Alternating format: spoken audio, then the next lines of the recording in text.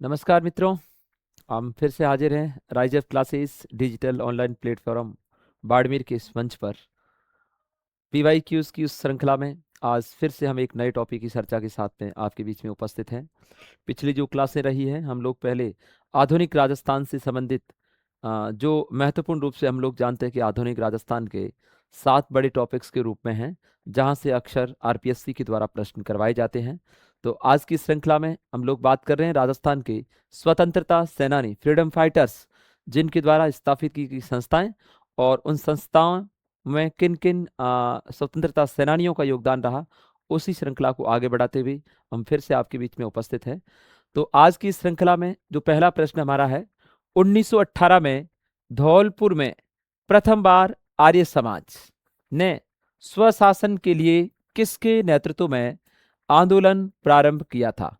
Arya Samaj specially तौर पे हम लोग देखते हैं तो भारतीय इतिहास की दृष्टि से इसके संस्थापकों में नाम आता है कि इस आर्य समाज की जो स्थापना की जाती है, भारतीय इतिहास की दृष्टि से इसके संस्थापक है दयानंद सरस्वती। स्वामी दयानंद सरस्वती धार्मिक और सामाजिक सुधार आंदोलन के रूप में उन्होंने कार्य किया और वो वैदिक संस्कृति सनातन संस्कृति की समर्थक रहे। इसलिए उन्होंने वेदों को फिर से पुनर्जीवित करने के लिए ये आर्य समाज को स्थापित किया, क्योंकि वेदों के निर्माता आर्य थे।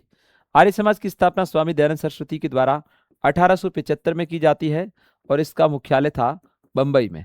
स्पेशली तौर पे देखें तो दयानंद सरस्वती का प्रमुख जो नारा था वो हमें याद रखना है कि वेदों की ओर लौटो, वेदों की ओर लौटो। पाश्चात्य की संस्कृति को छोड़कर पुनः ब्राह्मण सनातन या वैदिक संस्कृति की ओर लौटने के लिए इन्होंने कहा कि वेदों की ओर लौटो, या हम कह सकते हैं बैक टू द वेदास, वेदों की ओर लौटो। ये स्वामी दयानंद सरस्वती के द्वारा नारा दिया गया। इनके द्वारा 1874 में एक बहुत प्रसिद्ध पुस्तक लिखी गई जो हमें याद रखना है। इस पुस्तक का नाम सत्यार्थ प्रकाश, इस पुस्तक का नाम रहेगा सत्यार्थ प्रकाश। स्वामी दयानंद सरस्वती के द्वारा लिखी गई सबसे महत्वपूर्ण किताब मानी जाती है। लेकिन हम राजस्थान के संदर्भ में बात करते हैं। धौलपुर में इसकी स्थापना 1911 में की जाती है।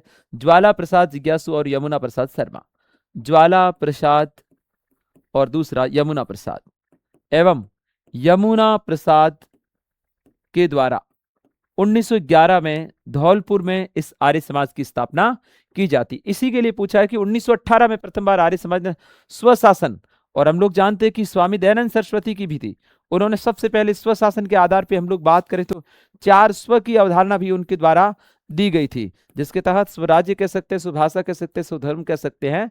तो इसी के अंतर्गत उन्होंने स्वयं अपना विदेशी वस्तुओं का बहिष्कार करते हुए हमारे यहाँ की वस्तुओं को अपनाने के लिए या हमारे यहाँ की भाषा को अपनाने के लिए 400 की भी अवधारणा दी जाती। स्वशासन के लिए किसके नेतृत्व में आंदोलन प्रारंभ किया गया? आर्य समाज धौलपुर में स्थापित 1911 में होता है ज्वाला प्रसाद और यमुना प्रसाद के द्वारा, लेकिन ये बात कर रहा है 1918 में। 18 में आर्य समाज के नेतृत्व में धौलपुर में जो स्वशासन के लिए किसके नेतृत्व में ये आंदोलन प्रारंभ किया गया, तो हमें याद रखना इसका सही आंसर है स्वामी श्रद्धानंद। स्वामी श्रद्धानंद के द्वारा 1918 में आर्य समाज के नेतृत्व में स्वशासन, विदेशी वस्तुओं का बाइकआउट करते हुए स्वशासन का आंदोलन वहां पे चलाया गया था। ज्वाला प्रसाद और यमुना प्रसाद वर्मा के अंतर्गत हमें याद रखना है कि 1911 ईस्वी में धौलपुर में इनके द्वारा आर्य समाज की स्थापना की गई। धौलपुर में इनके द्वारा आर्य समाज को स्टैब्लिश किया जाता है। तो इसका सही आंसर है अपना स्वामी श्रद्धानंद। अगला जो प्रश्न है वो लिखा है कर्जन वायली की हत्या करने वाले क्रांतिकारी का नाम बताइए। वैसे हम लोग जानते हैं कि कर्जन वायली ये इंडियन हिस्ट्री के संबंध में प्रश्न बनता है। तो यहां इन्होंने पूछा कि कर्जन वायली की हत्या करने वाले उस क्रांतिकारी का नाम बताइए। इसका सही आंसर है आपका मदन लाल ढींगरा, जिनके द्वारा हम लोग जानते हैं कि 1 जुलाई 1909 को 1 जुलाई 1909 को इस कर्जन वायली की गोली मारकर इनके द्वारा हत्या कर दी जाती है। और इसी आरोप में अगस्त 1909 में मदन लाल ढींगरा को फांसी की सजा भी दी जाती है कि उन्होंने कर्जन वायली की हत्या करने के कारण। 1909 की घटना है। कर्जन वायली की हत्या मदन लाल ढींगरा के द्वारा। सुखदेव, राजगुरु, इनका नाम हम लोग जानते हैं भगत सिंह, सुखदेव, राजगुरु और भगत सिंह, इन तीनों को 23 मार्च 1931 को इन तीनों क्रांतिकारियों को लाहौर षड्यंत्र केस सेकंड, लाहौर षड्यंत्र केस सेकंड के अंतर्गत फांसी की सजा दी जाती है। लाहौर षड्यंत्र केस सेकंड जो 1929 से संबंधित रहा है, जिसमें सुखदेव, भगत सिंह और राजगुरु इन तीनों को 23 मार्च 1931 को फांसी दी जाती है। खुदीराम बोस, उधम सिंह, हम लोग जानते हैं कि जनरल डायर की हत्या करने वाला, जनरल डायर की हत्या करने वाला व्यक्ति रहेगा, याद रखेंगे। जनरल डायर की हत्या की गई उधम सिंह के द्वारा। तो सही आंसर है कर्जन वायली की हत्या 1 जुलाई 1909 को किस क्रांतिकारी के द्वारा की जाती है? मदन लाल ढींगरा के द्वारा इनकी हत्या की जाती है। अगले प्रश्न के रूप में है कि निम्न में से किसने अजमेर में सविनय अवज्ञा आंदोलन, महात्मा गांधी का दूसरा सबसे महत्वपूर्ण आंदोलन है जो 1930 के वर्ष में चलता है, 1930 से लेकर 1934 के बीच में चलता है। हम लोग जानते हैं कि गांधी जी सत्य और अहिंसा के परम पुजारी थे, सत्याग्रह के मार्ग पर चलने वाले व्यक्ति थे, इसलिए वो हिंसा में विश्वास नहीं करते थे। वो अंग्रेजों के लिए उन्होंने पहले असहयोग आंदोलन 1920 में चलाया, उसके बाद उन्होंने कहा कि विनय पूर्वक हम आपको कहते कि आपकी आज्ञाओं का पालन नहीं करेंगे। उन्होंने अपनी मांग सूत्री जो एक रूपरेखा थी वो भी अंग्रेजों के समक्ष प्रस्तुत की, लेकिन अंग्रेजों के द्वारा उनको माना नहीं जाता है। के कार्यक्रमों में सक्रिय भागीदारी किसकी थी? यानी अजमेर से बताना है। वैसे ये तो भारत के इतिहास की दृष्टि से महात्मा गांधी का चलाया हुआ आंदोलन है, तो पूरे भारत में था, तो यहाँ अजमेर के लिए पूछा जा रहा है कि कौन कौन से क्रांतिकारी थे जिन्होंने अजमेर में सविनय अवज्ञा आंदोलन में महत्वपूर्ण भूमिका निभाई। गोकुलाल असावा, मास्टर लक्ष्मी नारायण, चंद्रभान शर्मा, कृष्ण गोपाल गर्ग। कृष्ण गोपाल गर्ग यानी ये चारों लोग थे, ABCD, इन सभी ने सविनय अवज्ञा आंदोलन के दौरान अजमेर से गांधी जी के इस आंदोलन में प्रमुख रूप से गांधी जी की मदद या सहायता की जाती है। अगला प्रश्न है हमारा, निम्नलिखित में से कौन सा कथन सही है? सही कथन के रूप में पहचान करनी है। तो यहाँ पे जो कहा गया है हम लोगों को याद रखना कि 1927 में बंबई में अखिल भारतीय देसी राज्य लोक परिषद, बिल्कुल सही है, के अधिवेशन में राम नारायण चौधरी को प्रांतीय मंत्री चुना गया। सही बात है। बंबई में 1927 अखिल भारतीय देसी राज्य लोक परिषद के इस पहले अधिवेशन में राम नारायण चौधरी को प्रांतीय मंत्री बनाया जाता है। 26 जनवरी 1930 को चूरू के धर्म स्तूप पर तिरंगा झंडा फहराया गया। सविनय अवज्ञा आंदोलन, लाहौर अधिवेशन की हम लोग बात करते हैं 1929, जो पहली बार पूर्ण स्वराज्य की मांग उस लाहौर अधिवेशन में प्रस्तुत की गई, और उसी के संदर्भ में हम लोग जानते हैं कि भारत के इतिहास में भी 26 जनवरी 1930 को पहली बार लाहौर में रावी नदी के तट पर भारतीय तिरंगे ध्वज को फहराया गया। और उसी दिन को याद रखने के लिए हम 26 जनवरी को हर वर्ष गणतंत्र दिवस के रूप में मनाते हैं। तो यहाँ चूरू में भी धर्म स्तूप है, उससे भी ये तिरंगा झंडा फहराएगा। ये दोनों कथन सही है। हेमचंद्र संगाड़ी ने वायसराय लॉर्ड इरविन का हम लोग जानते हैं कि इनका शासनकाल 1926 से लेकर 1931 के बीच में रहा है, को बीकानेर के शासन के बारे में खुला पत्र लिखा था। बिल्कुल नहीं है कि इनके द्वारा इनको कोई पत्र लिखा नहीं जाता है, यानी तीसरा कथन गलत है, पहला और दूसरा सही है। ये अभी पूछा गया है सेकंड ग्रेड में, यानी A और B इसका सही आंसर है आपके सामने, A और B सही रहेगा। अगला जो प्रश्न है, असहयोग आंदोलन, ये महात्मा गांधी के द्वारा चलाया गया 1920 से लेकर 1922। 4 फरवरी 1922 को चोरा चोरी हत्याकांड के कारण इस आंदोलन को स्थगित करते हैं। बारदोली में गांधी जी के द्वारा कांग्रेस की बैठक बुलाई जाती है। वहां से 12 फरवरी 1922 को गांधी जी के द्वारा बारदोली गुजरात में कांग्रेस कार्यकारिणी समिति की बैठक बुलाकर इस आंदोलन को एडजॉर्न कर दिया, स्थगित कर दिया।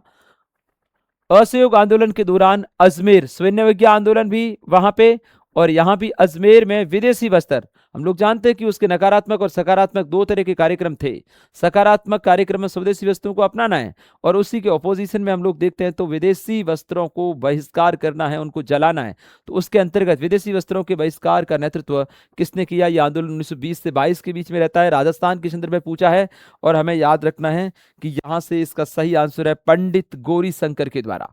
पंडित गौरीशंकर के द्वारा असहयोग आंदोलन के दौरान अजमेर से विदेशी वस्त्रों को जलाने का नेतृत्व किया जाता है। तुलसा भील या तुलसी भील राजपुताना के किस स्वतंत्रता सेनानी का संदेश वाहक था? हमने पहले की क्लास में चर्चा की थी कि बिजोलिया किसान आंदोलन के दौरान ये वह संदेशवाहक था जो जिन्होंने प्रमुख रूप से विजय सिंह पथिक तक या जो आंदोलन के नेतृत्व करता थे उन तक महत्वपूर्ण सूचनाओं को पहुंचाने का कार्य किया। प्रेमानंद, तुलसी भील, फतेहकंड चांद, ब्रह्मदेव, साधु सीताराम दास, ऐसे बहुत सारे, नारायण पटेल, ठाकरी पटेल, ये ऐसे बहुत सारे जो नानजी पटेल जो कार्यकर्ता रहेंगे जिन्होंने इसका महत्वपूर्ण भूमिका निभाई। तो संदेशवाहक किसका था? यानी विजय सिंह पथिक को सूचना देने वाला व्यक्ति था विजय सिंह पथिक, जिनके नेतृत्व में हम लोग ये कह सकते हैं कि राजस्थान में किसान आंदोलनों का जनक है। राजस्थान में किसान आंदोलन के जनक के रूप में जाना जाता है। किसान आंदोलनों के जनक के रूप में विजय सिंह पथिक को जाना जाता है। आंदोलन के जनक के रूप में कहा जाता है। इन बिजोलिया किसान आंदोलन में संबंधित था। तुलसी भील का संबंध यदि पूछा जाए तो किस ठिकाने से संबंधित रहेगा? किस किसान आंदोलन? बिजोलिया किसान आंदोलन से संबंधित रहेगा। बिजोलिया किसान आंदोलन से संबंधित रहेगा। विजय सिंह पथिक का मूल नाम भूप सिंह, हम लोग बात कर चुके हैं, उत्तर प्रदेश का रहने वाला है। इसके बाद इनके द्वारा राजस्थान केसरी, नवीन राजस्थान, तरुण राजस्थान, ऐसे कई समाचार पत्रों के संपादक में महत्वपूर्ण भूमिका निभाई। राजस्थान केसरी, तरुण राजस्थान कह सकते हैं, और नवीन राजस्थान, ये ऐसे समाचार पत्र है जिनके संपादकों में विजय सिंह पथिक की महत्वपूर्ण भूमिका रहती है। नवीन राजस्थान, इनके साथ साथ इनके द्वारा विजय सिंह पथिक के द्वारा 1910 में केसरी सिंह बारट के साथ मिलकर कोटा में वीर भारत सभा की भी स्थापना इनके द्वारा की गई थी, और इसलिए इनको राजस्थान के किसान आंदोलन का जनक कहा जाता है। ये विजय सिंह पथिक का संदेशवाहक था। और ये किस किसान आंदोलन से संबंधित है? बिजोलिया से रहेगा। गोविंदगिरी के बारे में हम लोग पढ़ चुके हैं, जो हम लोग ये जानते हैं कि प्रमुख रूप से भील समाज में सामाजिक और राजनीतिक धार्मिक जागृति के लिए 1883 में इनके द्वारा संप सभा की स्थापना की जाती है।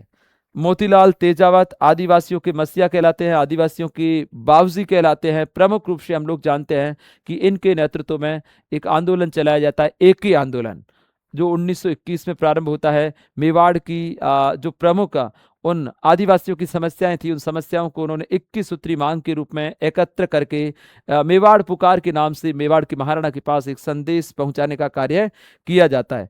तो एक ही आंदोलन के रूप में किसे जाना जाता है? मोतीलाल तेजावत के लिए याद रखना है। आदिवासियों का मसीहा कहलाता है, आदिवासियों का बावजी कहलाता है, आदिवासियों का अवतारी पुरुष कहलाता है। ये उदयपुर के झाड़ोल ठिकाने के ठिकानेदार के रूप में भी काम करते थे।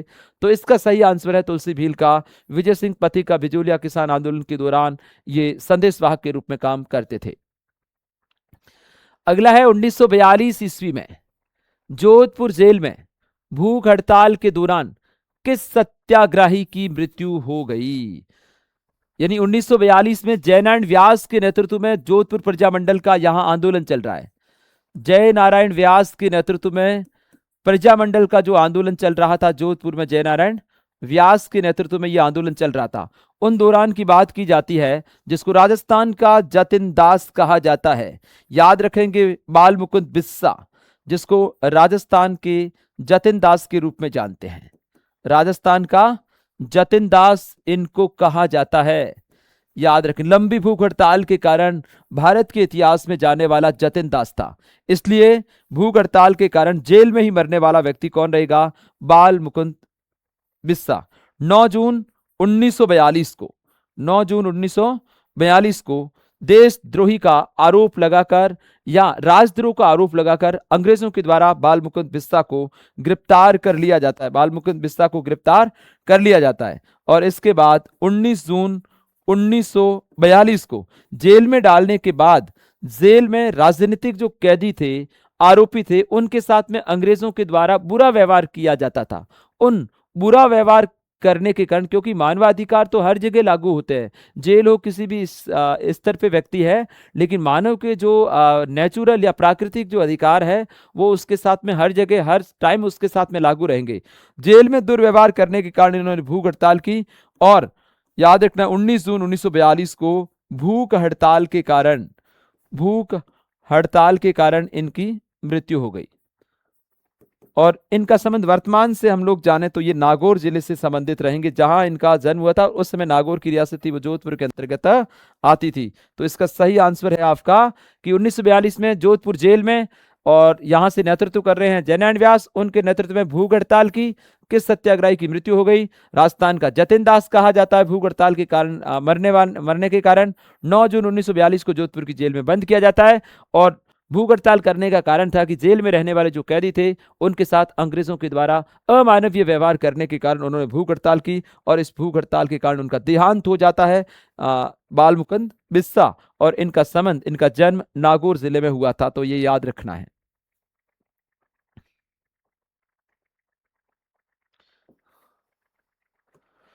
इसके बाद में भरतपुर में 1920 और 21 में विद्यार्थी आंदोलन का नेतृत्व किसके द्वारा किया गया? हाँ, स्वतंत्रता सेनानी की हम लोग बात कर रहे हैं कि भरतपुर में चलता है विद्यार्थी आंदोलन। पहले तो ये याद रखना है कि विद्यार्थी आंदोलन का संबंध किस रियासत से है? भरतपुर से संबंधित रहेगा विद्यार्थी आंदोलन। जहां से नेतृत्व करने के लिए हम लोग बात करें तो यहाँ गोपीलाल यादव और जुगल किशोर चतुर्वेदी, ये दोनों सही आंसर है कि ये भरतपुर से संबंधित है। भरतपुर के प्रजामंडल के प्रथम अध्यक्ष के रूप में भी गोपीलाल यादव थे, जहां जिन्होंने सबसे महत्वपूर्ण भूमिका के रूप में ये कार्य किया था 1920 और 21 में। 1920 और 21 में विद्यार्थी आंदोलन का नेतृत्व गोपीलाल यादव और जुगल किशोर चतुर्वेदी। विजय सिंह पथी का संबंध हो नहीं सकता। रामनारायण चौधरी और माणिक्यलाल वर्मा मेवाड़ प्रजामंडल से संबंधित है। प्यारेलाल गुप्ता इस हत्याकांड का है, तो यह भी भरतपुर से संबंधित नहीं है। तो इसका सही आंसर अपना गोपीलाल यादव और जुगल किशोर चतुर्वेदी 1920 और 21 में विद्यार्थी आंदोलन चलाते हैं स्वतंत्रता आंदोलन के दौरान। इसके बाद निम्नलिखित में से किस जेल में प्रताप सिंह बाहरट की मृत्यु हुई है? निम्नलिखित में से किस जेल में प्रताप सिंह बाहरट, हम लोग जानते कि बाहरट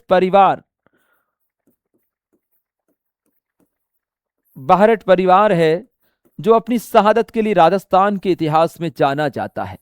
हम लोग बात करें तो इसके पिता केसरी सिंह बाहरट, इनके पिता केसरी सिंह बाहरट, इनके चाचा और केसरी सिंह के भाई जोरावर सिंह बाहरट, इन तीनों ने इस राजस्थान की स्वतंत्रता के लिए अपने प्राणों को सेक्रीफाइस कर दिया, इस भारत मां की भूमि के लिए, इस राजस्थान की स्वतंत्रता के लिए, कि एक ही परिवार के 3 लोगों ने इतना बड़ा बलिदान दिया।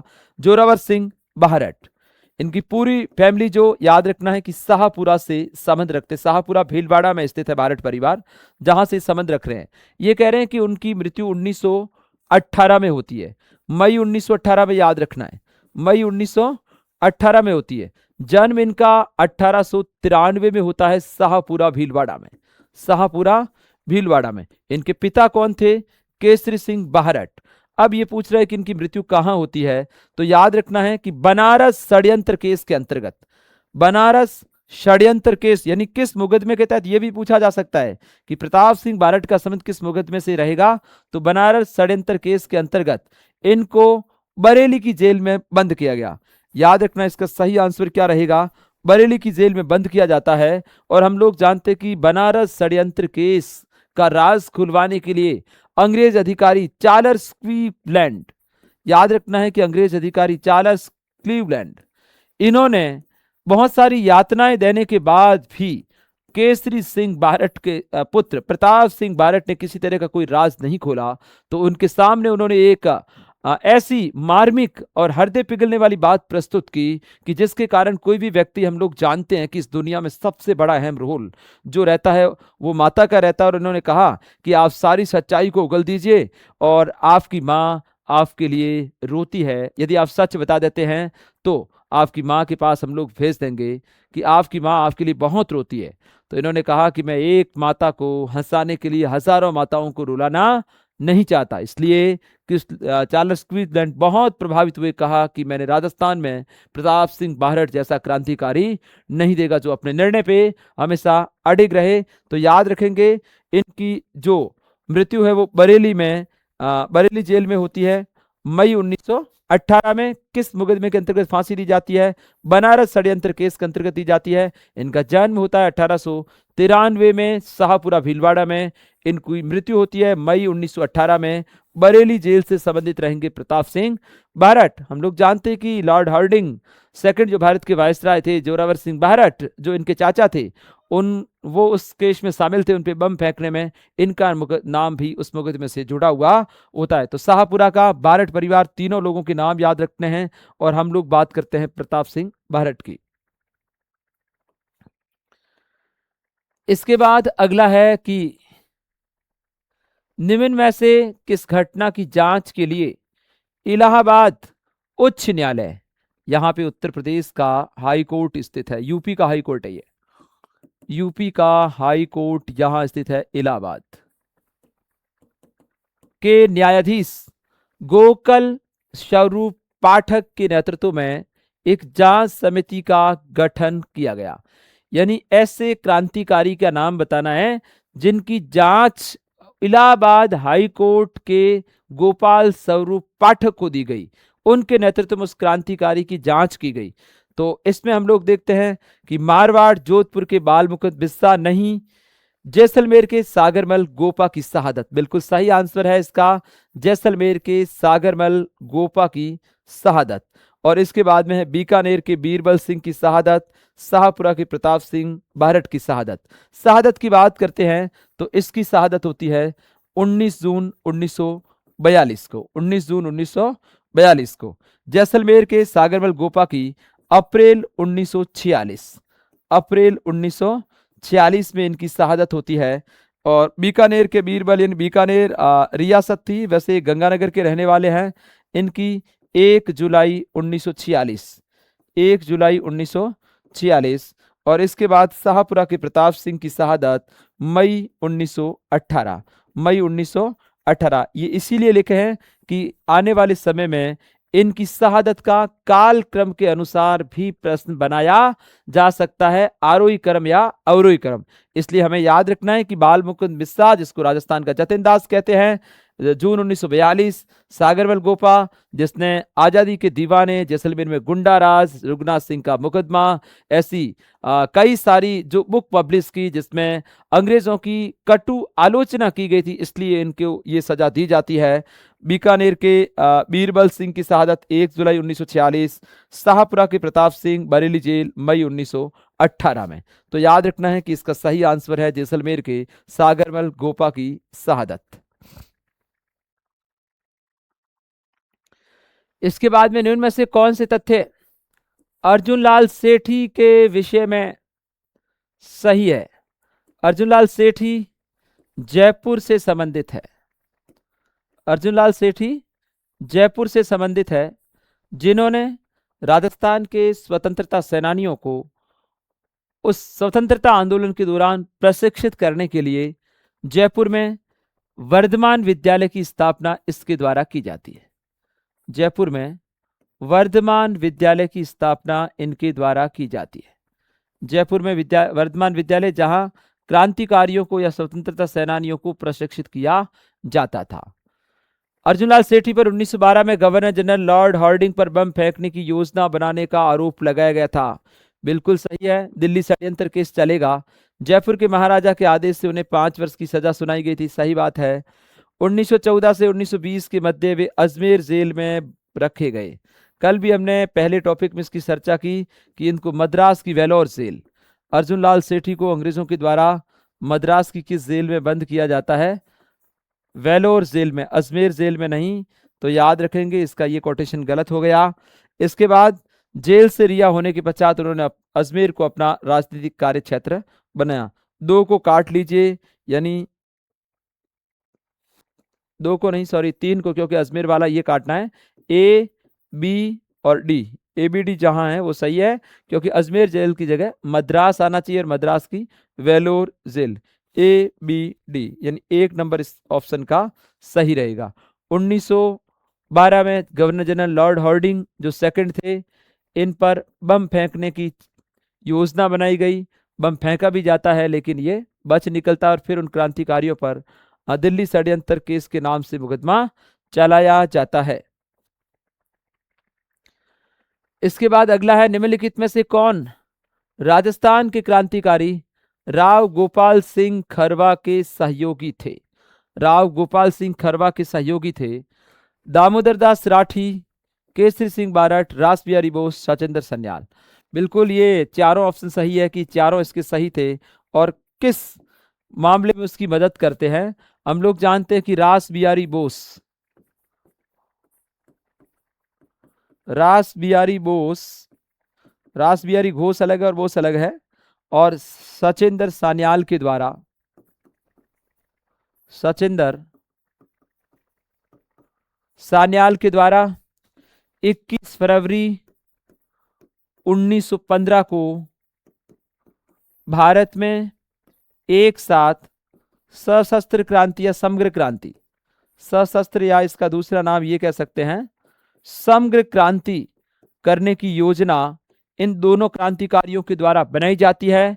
और यही सशस्त्र क्रांति का राजस्थान में जिम्मा, सशस्त्र क्रांति का राजस्थान में जो जिम्मा दिया जाता है, का राजस्थान का जिम्मा विजय सिंह पथिक और गोपाल सिंह खरवा को दिया जाता है। राजस्थान का जिम्मा यानी राजस्थान में इस क्रांति को करने के लिए दो व्यक्तियों को नेतृत्व दिया जाता है, गोपाल सिंह खरवा, गोपाल सिंह खरवा, और दूसरा रहेगा विजय सिंह पथिक, विजय सिंह पथिक। इस क्रांति को एग्जीक्यूट करने से पहले ही अंग्रेजों के द्वारा इनको गिरफ्तार करके टॉडगढ़ जेल अजमेर में है, टॉडगढ़ जेल अजमेर में इनको बंद रखा जाता है। वहां से ये फरार होते हैं, लेकिन बाद में इनको दिल्ली की तिहाड़ जेल में बंद किया जाता है। तो सशस्त्र क्रांति के दौरान राजस्थान के ये क्रांतिकारी है, ये हम लोग जानते कि जैसलमेर से संबंधित है, दामोदर दास राठी, दामोदर दास राठी जैसलमेर से संबंधित है, जिसको राजस्थान का लोहा पुरुष कहा जाता है, राजस्थान का लोहा पुरुष के नाम से इन्हें जाना जाता है। भामाशाह के रूप में भी इन्होंने सहयोग किया है और इनको राजस्थान का लोहा पुरुष के रूप में जाना जाता है। रास बिहारी बोस हम लोग जानते हैं कि भारत में सशस्त्र क्रांति समग्र क्रांति के योजनाकार थे, सूत्रधार थे, वहां से उस समय फरार हो जाते हैं। ये भी इसके साथ में था। इन्होंने एक जो बुक्स है वो लिखी है बंधी जीवन, सचिंदर सन्याल के द्वारा एक किताब भी लिखी गई है, उसका नाम भी याद रखना है, बंधी जीवन। और केसरी सिंह बारठ अभी अपने बात कर ही ली थी, केसरी सिंह बारठ जो शाहपुरा के बारठ परिवार से रहने वाले हैं, 1872 में इनका शाहपुरा में जन्म होता है, और जिनके द्वारा विजय सिंह पथिक के साथ 1910 में कोटा में मिलकर वीर भारत सभा की भी स्थापना इनके द्वारा की जाती है। अगला प्रश्न है, राजस्थान के स्वतंत्रता संग्राम में निम्नलिखित बलिदानियों को काल कर्मा अनुसार व्यवस्थित कीजिए। आ ही गया प्रश्न, मैंने पीछे भी बता दिया। जोधपुर के बाल मुकुंद बिस्सा की शहादत 19 जून 1942। बीकानेर के बीरबल सिंह की शहादत 1 जुलाई 1946 और जैसलमेर के सागरमल गोपा की अप्रैल 1946, अप्रैल 1946। तो सबसे पहले ए, फिर सी और फिर बी, ACB, ACB याद रखना। 4 नंबर सागरमल गोपा जैसलमेर से रिलेटेड है, याद रखना है। जैसलमेर में अंग्रेजों के शासन के खिलाफ इनके द्वारा जैसलमेर में गुंडा राज, जैसलमेर में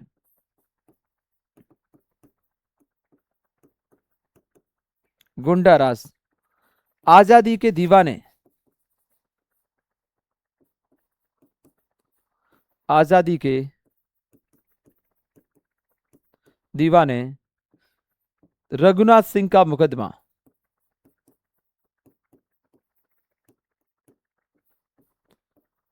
रघुनाथ सिंह का मुकदमा, ये तीनों किताबें जिसमें ब्रिटिश राज की कटु आलोचना की गई है, ब्रिटिश राज की आलोचना इन पुस्तकों में करने के कारण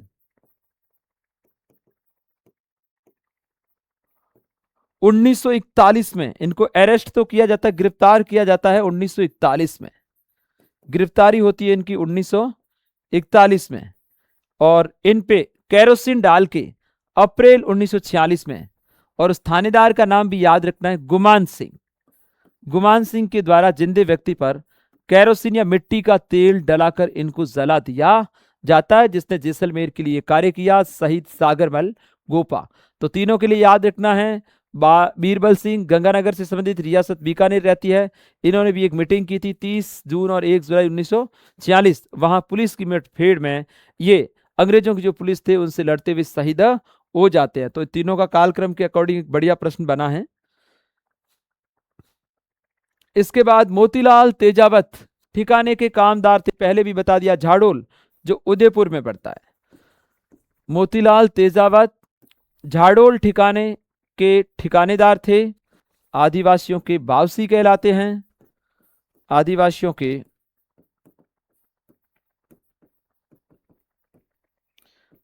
के बावजी, आदिवासियों के मस्सिया,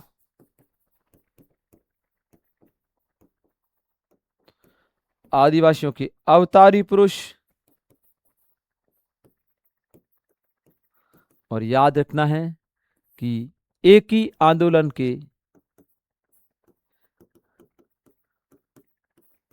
सूत्रधार कह सकते हैं 1921 में, और समस्याओं को लेकर 21 सूत्री मांग पत्र जिनको मेवाड़ पुकार कहा जाता है, जिनको मेवाड़ पुकार कहा जाता है। अगला है, निम्नलिखित में से राजस्थान के किस व्यक्ति को जोधपुर एवं नसीराबाद के सैनिकों में अंग्रेज विरोधी भावनाएं फैलाने के आरोप में 1915 में नजरबंद किया गया? मैंने पीछे अभी बात की थी, कौन सी क्रांति करनी थी? सशस्त्र क्रांति, जो 21 फरवरी 1915 को होनी थी। और उस क्रांति के अंतर्गत ही जोधपुर और नसीराबाद के सैनिकों में अंग्रेजों के खिलाफ शस्त्रों सहित जो लड़ाई लड़ी जानी थी, उनके विरोध के लिए राजस्थान में इस क्रांति के 2 व्यक्तियों की जिम्मेदारी दी गई, विजय सिंह पथिक और दूसरा राव गोपाल सिंह खरवा। तो हम लोग जानते हैं कि सबसे पहले टॉडगढ़ में बंद किए जाने वाले व्यक्ति कौन रहेंगे? राव गोपाल सिंह खरवा। विजय सिंह पथिक साथ में थे, टॉडगढ़ में बंद किया जाता है। राजस्थान में सशस्त्र क्रांति के जनक के रूप में ये जाने जाते हैं। खरवा ठिकाने के ये राव थे। कुशाल सिंह का संबंध हम लोग जानते हैं आहुआ से रहेगा। 1857 की क्रांति के दौरान आहुआ के ठिकानेदार के रूप में कौन थे? कुशाल सिंह, जिनके द्वारा 2 युद्ध भी अंग्रेजों के खिलाफ लड़े जाते हैं, 8 सितंबर और 18 सितंबर को। इसके बाद अमरचंद बाठिया, ये राजस्थान की क्रांति के प्रथम शहीद के रूप में जाने जाते हैं। राजस्थान का मंगल पांडे कहा जाता है प्रथम शहीद, और इनको कहा जाता है राजस्थान का मंगल पांडे। ये बीकानेर जिले से संबंधित है। किस जिले से संबंधित है? और इनको राजस्थान का दूसरा भामाशाह भी कहा जाता है। इनको राजस्थान का दूसरा भामाशाह भी कहा जाता है। क्रांति के दौरान रानी लक्ष्मीबाई तांत्या टोपे, रानी लक्ष्मीबाई तथा तांत्या टोपे की आर्थिक सहायता इनके द्वारा की गई थी। तांत्या टोपे की आर्थिक सहायता इनके द्वारा की जाती है। गोपाल सिंह हो गए मेहराब खां, 1857 की क्रांति में कोटा जिले से संबंधित है, कोटा रियासत से संबंधित है। इसके बाद अगला है कि किसने राजपूताना में जन चेतना जागृति के लिए 1927 में चरखा संघ की स्थापना की गई थी? चरखा संघ स्वदेशी वस्तुओं को अपनाने के लिए स्वशासन का जो नेतृत्व जिस तरह से स्वामी दयानंद सरस्वती के द्वारा अपनी जनता के बीच में जो अलग जगाई गई थी, उसी को आगे बढ़ते हुए चरखा संघ की स्थापना की गई थी। तो इसका सही आंसर है आपका जमनालाल बजाज, जिनको गांधी जी के विचारों पे चलने वाले व्यक्ति थे, इसलिए इनको गांधी जी का 5वां पुत्र कहा जाता है। इसलिए इनको गांधी जी का 5वां पुत्र कहा जाता है। काशी का बाद सीकर के रहने वाले 5वें पुत्र के रूप में इनकी उपाधि रहती है। याद रखना है कि सीकर डिस्ट्रिक्ट से बिलोंग करते हैं, सीकर के निवासी रहेंगे। जानकी देवी बजाज इनकी पत्नी थी, और इनका संबंध जयपुर प्रजामंडल से भी रहेगा। जयपुर प्रजामंडल से संबंधित रहेंगे जमनालाल बजाज। इसका तो सही आंसर रहेगा अपना जमनालाल बजाज। कपूर चंद पाटली ये भी जयपुर प्रजामंडल से संबंधित है। एकीकरण के दौरान ये भी जयपुर से संबंधित रहेंगे। अर्जुनलाल सेठी भी जयपुर से संबंधित रहेंगे, जिन क्रांतिकारियों को जगाने का काम किया था। तो 1927 में चरखा संघ की स्थापना की जाती है जमनालाल बजाज के द्वारा। इसके बाद दुर्गादास राठौड़ ने मुगलों से संघर्ष हेतु निम्नलिखित में से किस राज्य के साथ गठबंधन किया? हम लोग जानते हैं कि दुर्गादास राठौड़ को कर्नल टॉड ने दुर्गादास राठौड़ को राठौड़ों का यूलिसेस कहा। उद्धारक, डूबते हुए मारवाड़ को बचाने वाले दुर्गादास राठौड़। इसके बाद जी.एच. ओझा ने इसको मारवाड़ का अणबिंदिया मोती कहा। मारवाड़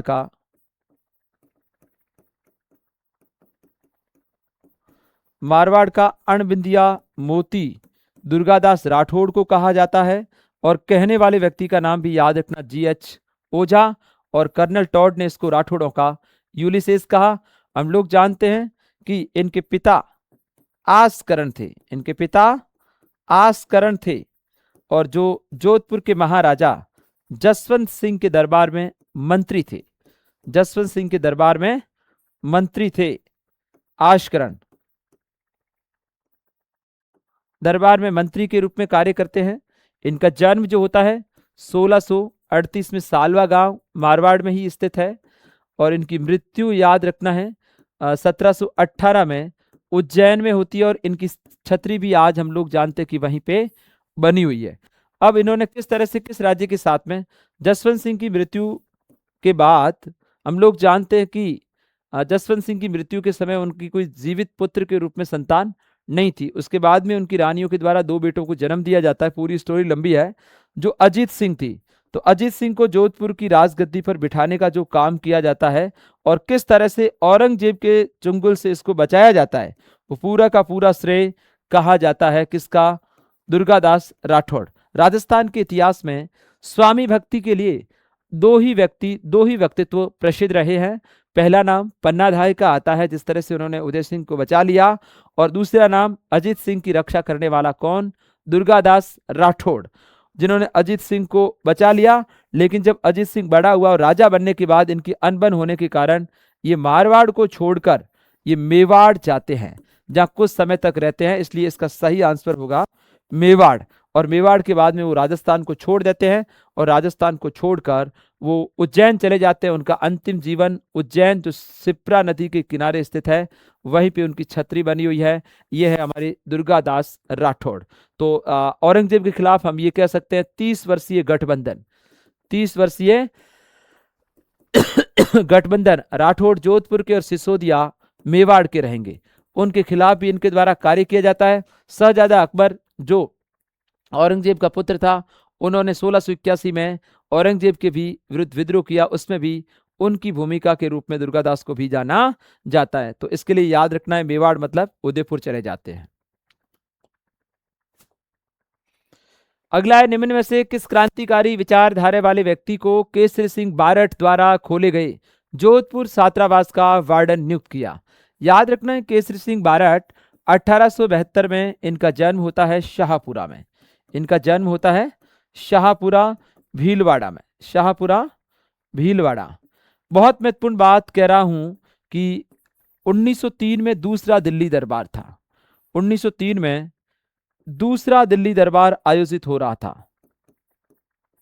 दूसरा दिल्ली दरबार आयोजित हो रहा था लॉर्ड कर्जन के समय। उसमें भारत के गवर्नर जनरल थे लॉर्ड कर्जन। उस समय मेवाड़ के महाराणा थे। मेवाड़ के महाराणा थे फतेह सिंह।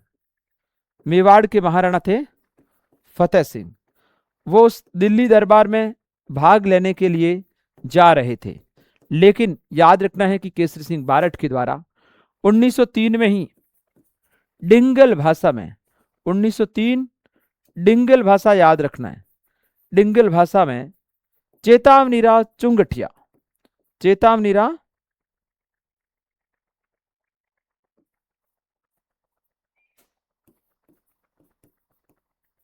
चेतावनीरा चुंगटिया नामक एक किताब लिखकर जिसमें 13 सॉल्टे थे, जिसमें 13 सॉल्टे थे, याद रखेंगे। 1903 में डिंगल भाषा में चेतावनी का सुंगटिया जिसमें 13 सॉल्टे थे, और वो भेजी फतेह सिंह को, और फतेह सिंह के दिल्ली जाने के बावजूद उस दरबार में उस किताब को पढ़ने के बाद भाग नहीं लेते हैं मेवाड़ के महाराणा फतेह सिंह। जो चेतावनी का सुंगटिया 13 सॉल्टे डिंगल भाषा 1903 में केसरी सिंह के द्वारा लिखी गई किताब थी। इसमें इतनी देशभक्ति की जो भावनाएं थी उन शॉर्टों के अंदर कि मेवाड़ के महाराणा ने उनको पढ़ने के बाद दिल्ली पहुंचने के बावजूद भी वो इस दिल्ली दरबार में भाग नहीं लेते हैं। रूठी रानी, प्रताप चरित्र, और भी इनके द्वारा किताबें लिखी गई है। रूठी रानी लिखी गई है, प्रताप चरित्र और कुसुमांजलि, ये किताबें भी इस केसरी सिंह बारट के द्वारा लिखी गई। केसरी सिंह बारट ने 1910 कोटा में, याद रखना है कि वीर भारत समाज विजय सिंह पथिक के साथ, वीर भारत समाज की स्थापना विजय सिंह पथिक के साथ में, और इनको हजारीबाग जेल जो बिहार में है, इसकी जेल का संबंध पूछा जाता है तो याद रखना है कि हजारीबाग जेल में इनको बंद किया गया था। तो इसका सही आंसर आपका रहता है, इस प्रश्न का सही आंसर रहता है कि उन्होंने जोधपुर छात्रावास का वार्डन नियुक्त किया सोमदत्त लहरी को, यानी क्रांतिकारियों के लिए एक छात्रावास स्थापित किया और जिसका वार्डन नियुक्त किया सोमदत्त लहरी को। ये सारी बातें इनसे संबंधित है, वो हमें याद रखनी है। इसके बाद में है अगला जो प्रश्न है, राजस्थान के स्वतंत्रता सेनानी के रूप में रुगनाथ सिंह मेहता, मैंने कहा रुगनाथ सिंह का मुकदमा किस राज्य से संबंधित है, तो ये उनकी जो किताब उनके ऊपर लिखी गई जैसलमेर में, किसके द्वारा, सागरमल गोपा के द्वारा लिखी गई, और ये रुगनाथ सिंह मेहता जैसलमेर से संबंधित रहेंगे। तो ये हमारे राजस्थान के स्वतंत्रता सेनानियों से संबंधित पिछले 2 ईयर्स में 2025 और 26 में इन प्रश्नों को आरपीएससी के द्वारा तमाम प्रकार की एग्जाम में पूछे गए, कि इससे हमें देख के लगता है कि हम किसी भी टॉपिक को पढ़ते हैं तो उनकी अप्रोच हमें किस तरह से विकसित करनी चाहिए। आज के लिए इतना ही, हम फिर से मिलते हैं अगली सीरीज में।